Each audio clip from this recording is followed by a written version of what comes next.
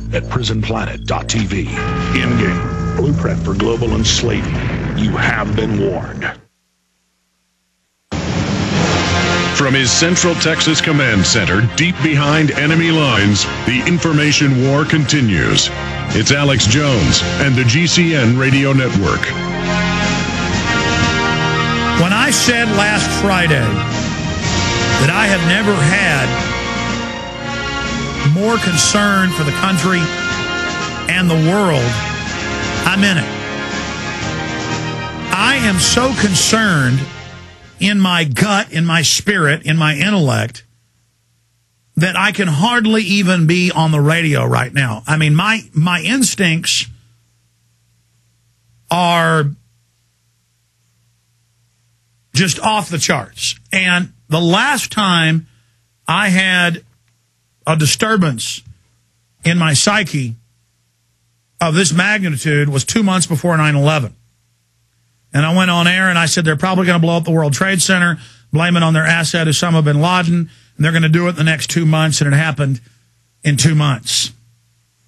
And I did radio show after radio show. I mean, in the 6 months before that, I did show after show saying they're going to attack, they're going to stage terror, because I saw the Army in the news saying, get ready, terrorists are going to attack, we're going to take your rights away when this happens for your own safety, we're going to set up Northcom, we're going to get rid of your liberties for your safety.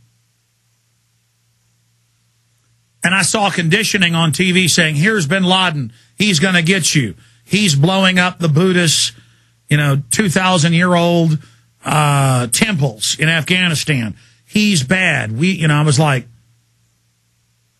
and I just had all these pieces of evidence. And what happens is my intellect, my brain, your subconscious is hundreds of times conservatively. And that's not just psychologist or psychiatrist.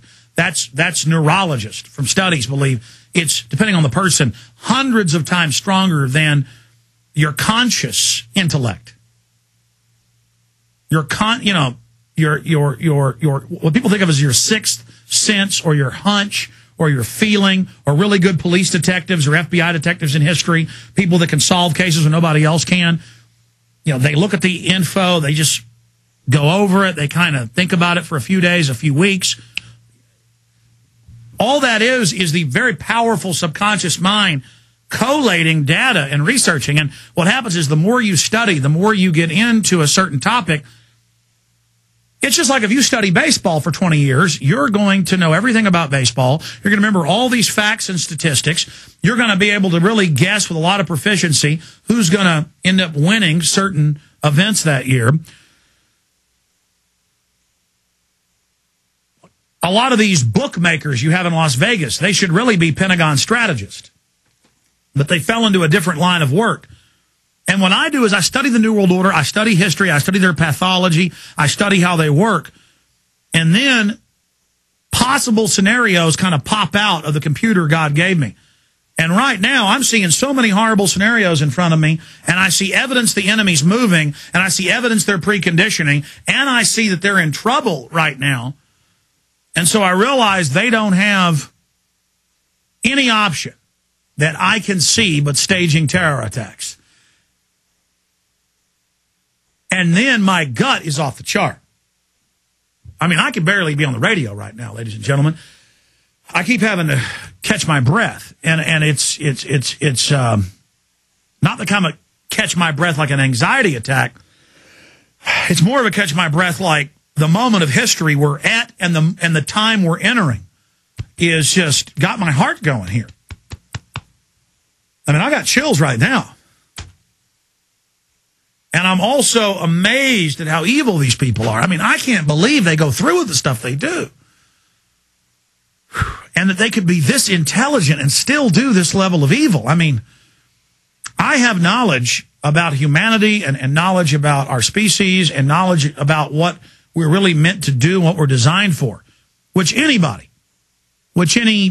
old villager in southern Mexico or on the seacoast of Greece or in some old man in Tokyo, Japan has.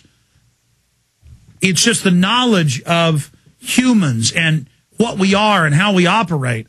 And I just sit there and marvel in love of the species and in love of innocence and goodness. And then I look at the evil ones. They have all this knowledge, and they have made the decision to hurt innocence and the decision to dumb down the mass of their fellow Homo sapiens sapiens so they have an advantage over them, and to make us evil like they are so that we're weak, and to play us off against each other. And hundreds of government textbooks, no exaggeration, I haven't counted them up. I have 2 stacks at my house. Aaron's got 3 stacks back there and a bunch he took home. He leaves here at like 2 in the morning every night and then reads till like 5 a.m. and then comes in like a zombie at noon. It's got to be hundreds of books total we've bought over the years, but probably 50 the last few months, all about how they're going to break up the family, how they're going to sterilize us, how they're going to create a new species, how they're playing God. And these people really know what they're doing. They really understand what's happening. And they are cold-bloodedly wrecking our species. I mean, they could have easily directed the society to have people clean-cut, happy, empowered, into science, into research, into literature, into art, into Shakespeare, and built the culture up, classical music. And they brag about this. They have consciously dumbed everybody down, made us bestial, made us animalistic and stupid. And then you go out and talk to humanity, they are wrecked. And then you talk to people who are well-educated and somewhat well-off and have high IQs, they're still scared of any information and have been operantly conditioned to not want to be involved or informed, so they're under fear. And it's just such a crime against the species, against life forms, against the universe to do what they've done. And I'm a product of my environment to a great extent. I'm not perfect, I'm going to tell you right now, but I can at least look at what I could have become on the dark side, and it isn't pretty. But I made a decision to stand up for goodness.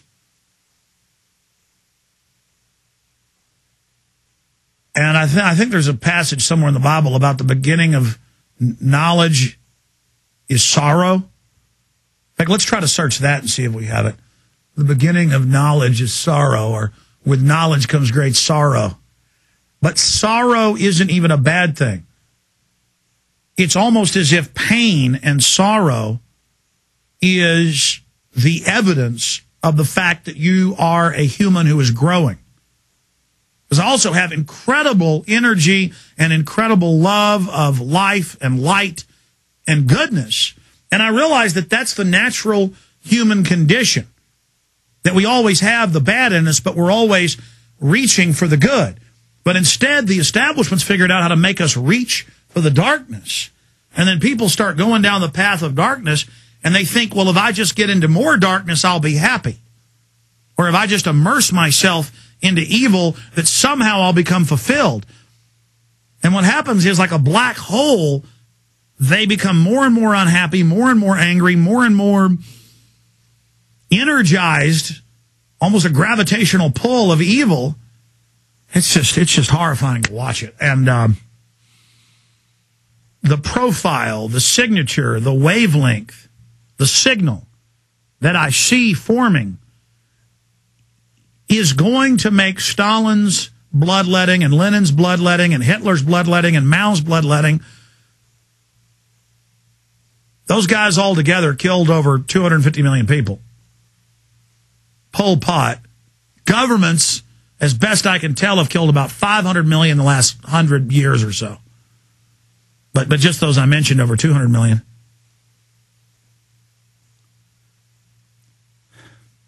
Well, I mean, they say they want to kill 75% of us in the White House Science Czar's own government policy book. I mean, I've got stacks of them. I can't even read them all.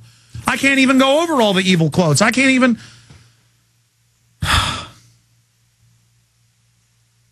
It just doesn't have to be this way. We don't have to have this happen. And even if you believe that it can't be changed, even if you believe it can't be changed, you at least got to fight it or you've lost your humanity. There's a quote, forget who said it. I actually voiced it for the film. I want to say it was Frost. It was Frost, the guy that wrote the poem about the woods are lovely, dark and deep, but I have miles to go before I sleep, about those that don't resist evil and corruption command it to be done. And so I'm not even fighting evil because I'm moral and I'm good. It's not a conscious thing.